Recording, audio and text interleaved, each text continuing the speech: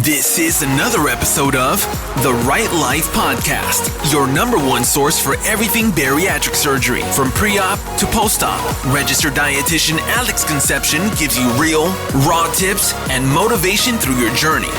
This is The Right Life Podcast. Hello everyone, welcome back. I hope you all had a wonderful Easter. Depending on when you're listening to this, I am speaking to you amidst a global pandemic, courtesy of COVID-19 or the coronavirus. But despite the current stay-home policies, I was still flooded with emails this morning of patients filled with frustrations and worry because they may have ruined everything. Which is why I jumped on to talk to you today. So, there are certain criteria that every practice has. We're talking about calories, protein, water, exercise, etc., etc., etc. And nowhere in any of those criteria are hot dogs, hamburgers, coleslaw, potato salad, chocolate bunnies, or marshmallow peeps.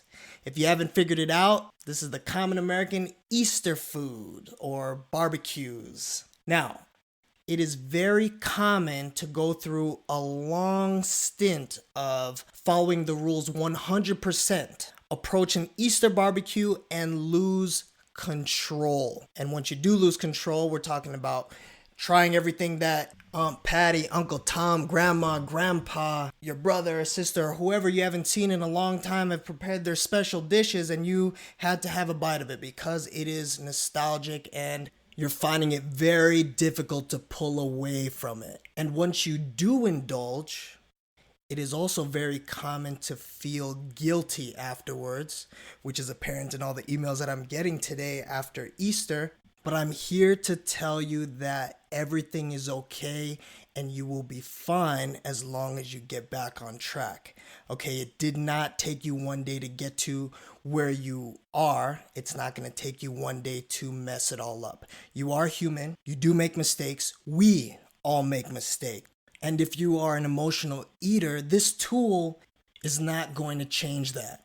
You have the criteria, but nobody expects you to be 100% for the rest of your life. It's about balance and doing more good than bad.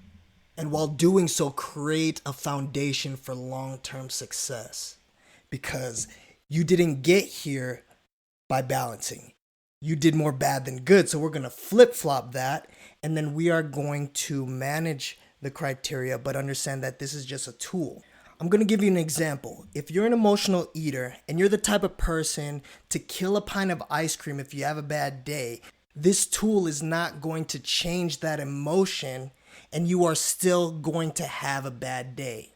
So you can purge the house of ice cream, but you will have a bad enough day to where you will go out and find it. And believe me, it is not that hard to find. But now this tool is going to prevent you from going overboard.